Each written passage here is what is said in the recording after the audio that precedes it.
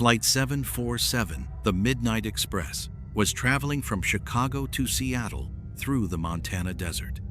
On the night of December 12 at 13th, it entered the most remote section of the route and never reached its destination. It was found the next morning, parked on a siding near a semi-abandoned station. All the passengers and crew were there, but they were dead, not all at once, and not from any external cause. Car 7 was a luxury sleeper car. There were 6 people on board that night. The conductor, Karl, a seasoned veteran of 30 years' service. The passengers, the Harrisons, an elderly couple returning from their son's wedding anniversary. A young woman, Lydia, a student going home for the holidays. Businessman, Michael Stone, sullen and constantly on the phone. And the mysterious Mr. Gray, a gray-haired, impeccably polite man who got off the train in Omaha and asked not to be disturbed until the morning. It all started with a small thing. Sometime after midnight, as the train sped across the empty prairies of Montana, Lydia left her compartment for water. She noticed that the door to Mr. Gray's compartment was slightly ajar. A dim light was streaming through the crack, and from it came a strange sound, soft, rhythmic, like a scraping sound, like something scraping against metal. Curiosity got the better of her. She peered inside. Mr. Gray was sitting on the bed with his back to the door. In front of him, on a fold-out table, lay not papers, as she expected, but dozens of old, tattered photographs. And with something sharp, perhaps a letter opener, he was slowly and methodically scratching out the faces in these photographs, scratching out the eyes. Lydia recoiled. At that moment, he turned around. His face was calm. "Something wrong, miss?" he asked. His voice was warm, but his eyes were completely empty, like a dead fish. Lydia, muttering an apology, ran away. She told Karl, the conductor. Accustomed to all sorts of eccentrics, he dismissed it. "Old man, you have a bad memory. Maybe these are old family photos, none of your business." But Karl himself, making his late-night rounds, sensed something was wrong. In the vestibule between the cars, he found a fragment of one of those photographs. It depicted a young woman with children. The eyes were scratched out. And on the back, in a child's hand, was written, "Daddy, hurry home." Karl hid the fragment. He began to look closely. The next incident involved businessman Michael. He went out into the vestibule for a smoke and never returned. Half an hour later, Karl found him. Michael stood with his forehead pressed against the cold glass of the door, staring into the darkness. He was as pale as a sheet. "There! Someone ran alongside the train," he whispered. "Across the field. I saw a shadow, but we're going 70 miles an hour." Karl looked out the window. Only darkness. He decided Michael was imagining it all because he was tired. And then the cat disappeared. An old woman, Mrs. Harrison, had taken her Persian cat, Jasper, with her. The cat had slipped out of the compartment during the night. In the morning, they found him, or rather, they found what was left of him behind the car on a rigid coupling. It wasn't just a body. It had been dismantled, carefully, almost surgically. The old woman burst into tears. Her husband, Mr. Harrison, demanded that the train be stopped and the police called. But the train was still en route. The next station was 3 hours away. The train captain radioed the county sheriff, who promised to meet them at the station. They had previously been ordered to keep the situation under control. The atmosphere in the car grew tense. Everyone now knew about the strange Mr. Gray. He didn't leave his compartment, but everyone sensed his presence. Panic is contagious. Lydia was crying in her compartment. Michael was drinking whiskey from a flask. The Harrisons sat hugging each other in quiet terror. Karl, being the responsible one, decided to talk to Mr. Gray. He knocked. The door opened. Mr. Gray was dressed as if he'd been expecting him. The compartment was clean, smelling of cologne and formalin, a faint medicinal scent. There were no photographs. "How can I help you, conductor?" Gray asked. "Sir, we've had an incident with an animal. The passengers are nervous. Could you please clarify what you were doing last night?" Mr. Gray smiled. It was a lifeless, forced smile. "I was sleeping, Mr. Jensen, as are all decent people. And as for nerves," he leaned forward, "sometimes the worst isn't what's on the outside. It's what people project from within. Fear is a strange thing. It can turn a mouse into a tiger, and a tiger into a cowardly puppy. You're an experienced man. You should understand that." Karl got nowhere, but as he left, his gaze fell on a small black leather bag in the corner. Peeking out from under the zipper was the corner of handcuffs. Police handcuffs. Back in his office, Karl tried to find out more about Mr. Gray through his database. Conductors have access to passenger lists. The ticket had been purchased with cash. The name was Jonathan Gray. Nothing else. It was suspicious. He called a friend at the transit police and described the passenger. The friend promised to check and call back. And then the train sped on into pitch darkness. And then the electrical problems began. The lights in the car began to flicker. The engines were working, but the lighting system was faulty. Between flashes of light, the car plunged into a thick, almost tangible darkness. In one of these darknesses, Lydia screamed. When the light flashed again, everyone saw her. She was standing in the corridor, trembling, pointing at the wall. On the wallpaper, level with her face, was a handprint. A clear, wet, dark imprint of a man's hand, as if someone had just leaned against the wall and stared at her in the darkness. But no one was around. Panic was palpable. Michael Stone pulled a stun gun from his suitcase, which he'd smuggled in illegally.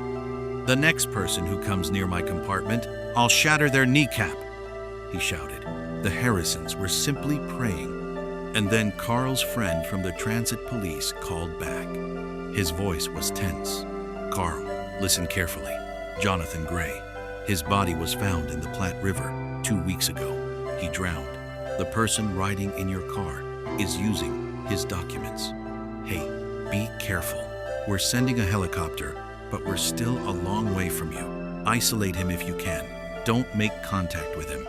End quote. End quote. Karl realized he wasn't dealing with some freak, but with a very dangerous person. Perhaps an escaped criminal or a psychopath. He decided to act. With Michael's help, they tried to block Gray's compartment door from the outside using belts and a crowbar. But as they approached, the door was open. The compartment was empty. There were no belongings. It was as if the man had never existed. They searched the entire car. Nothing. The man had vanished. But where to? The train was speeding. Jumping out would have meant certain death. He could have moved to another car, but Karl called his colleagues. They hadn't seen him. The relief was short-lived, because then the following happened. First, Michael Stone disappeared. His stun gun was found in the restroom. Michael himself, nothing. Then, as the train entered a long tunnel in the mountains, the lights went out completely. For several minutes, the car was plunged into absolute, oppressive darkness. And in that darkness, they heard footsteps, slow, heavy footsteps down the corridor. They walked from one end of the car to the other. They stopped at the Harrisons' compartment. There was a soft knock. "Open up. It's the conductor. Everything is fine." But the voice was alien, distorted, muffled. Mr. Harrison didn't open the door. He held it open. The footsteps faded. Then Lydia's scream rang out, short, intermittent. When the light finally dimmed and came back on, Lydia was gone too. In her compartment, on the pillow, lay one of those photographs with the eyes gouged out. Now it was her. The photograph had been taken recently, judging by her clothing, on this very train. Her eyes were also cut out. Karl and old Harrison, armed with the same crowbar and fire extinguisher, decided to break into the lead train to the engineer. They had to stop the train at any cost. They went through the vestibules. And in the last vestibule, before the service car, he was waiting for them, Mr. Gray. But he was not alone. Beside him, as if in a trance, stood Michael and Lydia. Their eyes were empty. They did not recognize Karl. "What did you do to them?" Karl shouted. "Me? Nothing," Gray replied quietly. "I simply gave them what they wanted." Mr. Stone wanted to forget his scams that destroyed 200 families. Miss Lydia wanted to forget abandoning her best friend in need, leading her to suicide. I help people forget in my own way. Scrape out painful memories. But sometimes, to get to the memories, you have to open up the body a little, physically. He wasn't a robber or a maniac in the usual sense of the word. He was a surgeon in the past, a brilliant neurosurgeon who was expelled for unethical memory experiments and lobotomies. And now he traveled and found patients, people burdened with guilt and fear, and he treated them radically. Harrison, unable to bear it any longer, lunged at him with a fire extinguisher. It was quick and silent. Gray, with surprising grace in his movements, dodged and struck him with something shiny and thin, perhaps the same surgical instrument. The old man collapsed.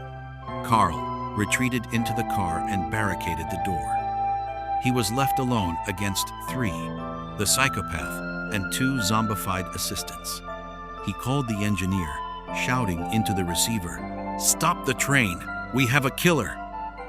But the connection was terrible. The engineer replied something unintelligible about locked brakes and malfunctions. Karl realized there was no hope. He took out his old recorder and started recording, the last recording. He described everything: Gray's face, his method, the names of the drugs he saw in his bag, strong tranquilizers and muscle relaxants. "He doesn't just kill," Karl whispered into the recorder. "He collects the silence in other people's heads, and he wants to collect mine too. He's knocking on the door, and he says he'll help me forget how my daughter died." How does he know? How does he know? The knock on the door was methodical, patient. "Mr. Jensen," came Gray's voice, "don't resist. It will be painless. You'll fall asleep and wake up without this burden, without this pain. Isn't that what everyone wants? To forget?" Karl knew it was a lie. He saw Michael and Lydia's eyes. They weren't empty because they'd forgotten. They were empty because there was no one else there. He picked up the crowbar. The last thing he recorded on the tape recorder was a heavy sigh and the words, "He's breaking down the door. I won't let him. I won't let him turn me into nothing. I'm sorry, Sarah. Dad couldn't." The recording contained a crash, the sound of a struggle, and then silence. A long, complete silence, broken only by the screeching of wheels.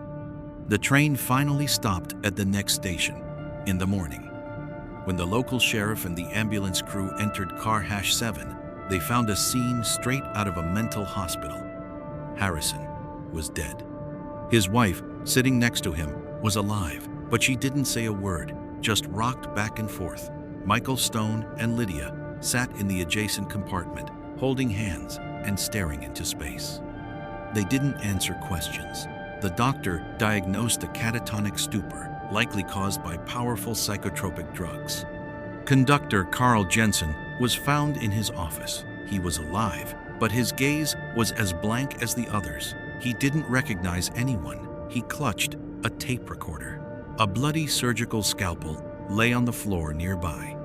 Mr. Gray was nowhere to be found, nor was his luggage.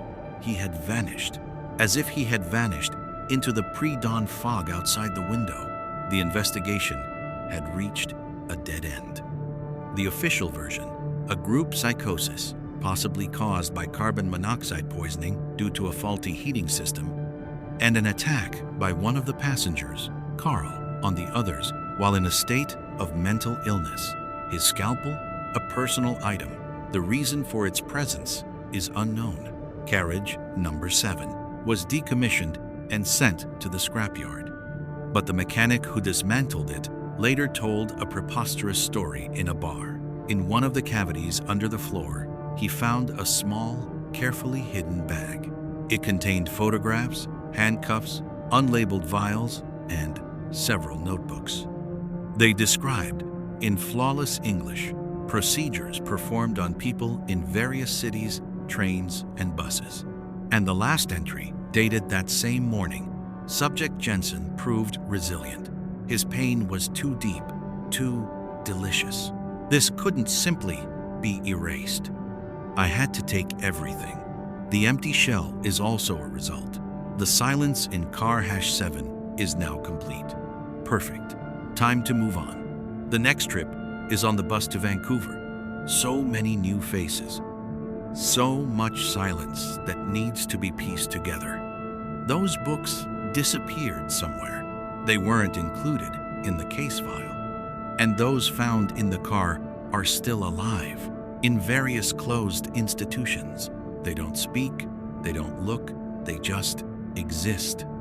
Sometimes, according to the nurses, at night they all, as if on cue, turn their heads toward the door, as if waiting for it to open. And for a moment, the same expression appears on their faces, pure, silent terror.